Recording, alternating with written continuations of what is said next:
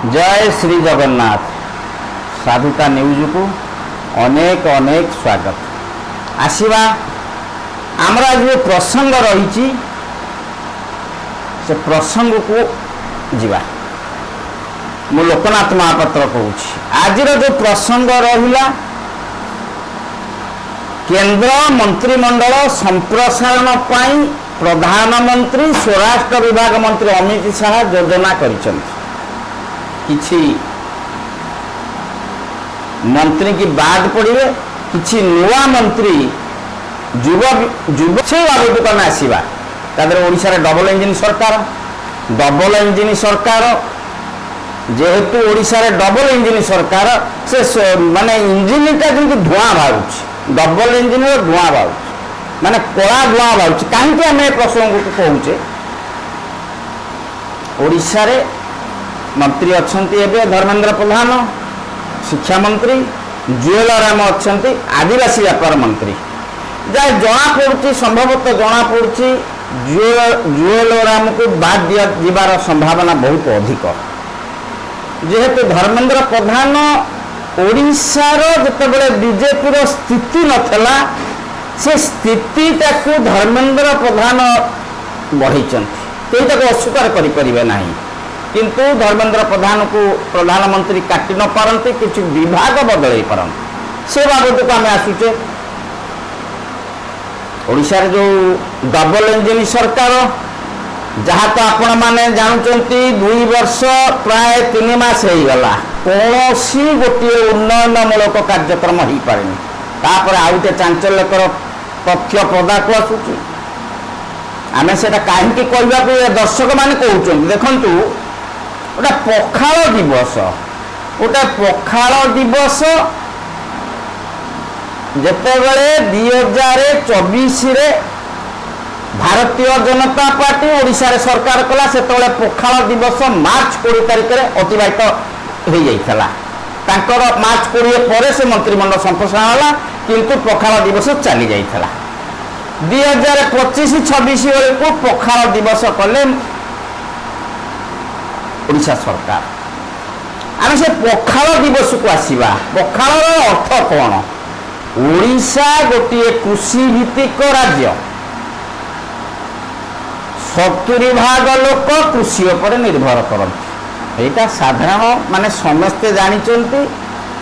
70% लोक कृषि पर निर्भर करते। से तो राति पाहिला माने 8-9टा बेल पखाल खाइबे बिलू को जीवे पखाल सांगे जहाँ शाग टे कि माछ भजा टे कि आलू भर्ता टे कि खटा टे गरीब लोक साधारण परिवार टे से तार खाई बिलू गला। पखाल दिवस माने पखाल दिवस को बाहर करते किए अतीत जो सरकार विजु जनता दल सरकार पूर्वतन मुख्यमंत्री नवीन पट्टनायक 2015 बेलू ये पखाल दिवस करते पिठा योजना करते पखाल दिवस करते। आपण मैंने ए बाबद समस्ते जानते पखाल दिवस जो बीजेपी सरकार जो पखाल दिवस कला यहाँ गोटे चांचल्यकर तथ्य पदा को आसी कहीं आम से कथा कहूँ 2 कोटी पखाल दिवस 2 कोटी 35 लाख टंका खर्च हो पखाल बाबद विभिन्न प्रकार व्यंजन सृष्टि होती माने आइटम 35 प्रकार आइटम सृष्टि होती करा जाइछि। बड़ बड़ नेता आसिबे मंत्री आसिबे ऑफिसर आसिबे स्टार होटेल रे बसिबे 8 क्विंटाल चाउल रंधा होइथला तादरे खर्च होइछि केते आपण माने जानिले माने माने नेता मंत्री ऑफिसर नेता ऑफिसर पकेट में पशिव ये पखाल योजनाटा को भारतीय जनता पार्टी यहाँ कर आम कहीं कहूँ साधारण लोक ये बाबद विभिन्न जगार चाह दुकान भी आलोचना हो गाँ गंडारे पोखरी थुक हो चाह दुकान आलोचना पखाल दिवस 2 कोटी 35 लाख टंका पखाल जाइछि। ओडिशार गोटे गरीब श्रेणी राज्य हूँ ओडिशा गोटे कृषि भित्तिक राज्य हूँ ओडिशा गोटे कोल्ड स्टोर आप आज जाए गोटे कोल्ड स्टोर कर गोटे छुंची कारखाना करना भारी अस्मिता कथा कहीकि आज सरकार को आपण मैंने आसिले किंतु कौन है ये पखाल दिवस रे आपण खर्च कले 2,35,00,000 ताधरे नेता मंत्री के स्टार होटेल स्वस्ति प्रीमियम होटेल रे बसिबे खाइबे पुणी विभिन्न प्रकार आइटम माने 365 प्रकार आइटम जगन्नाथ पाखे जी माने जी सचराचर मालिक स्वयं भगवान पाखे 56 भोग नागुची आपण 365 प्रकार व्यंजन तैयारी करके देवे अतिथि मानक मंत्री विधायक मानक कि ऑफिसर मानक स्टार होटेल यार कारण कौन आपण मैंने यहाँ को माने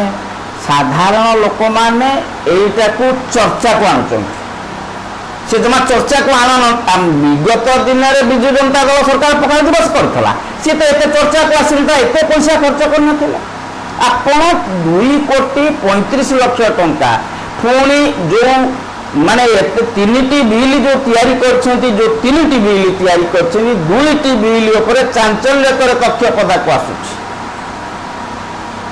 माने ब्रांडेड करिवे किंतु इंटरनेशनल ब्रांडेड करिवे पखाल दिवस को सेवा बदरे भी खर्च होइछि जो माने एडवर्टाइज करिवे सेवा बदरे भी खर्च होइछि 40 रु 50 लाख टंका खर्च होइछि